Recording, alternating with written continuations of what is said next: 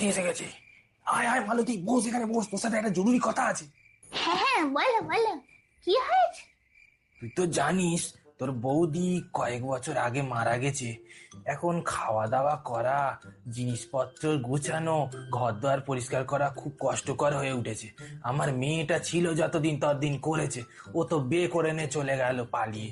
এবারে এখন কে করবে এইসব জিনিস, আমি মহা মুশকিলে পড়েছি।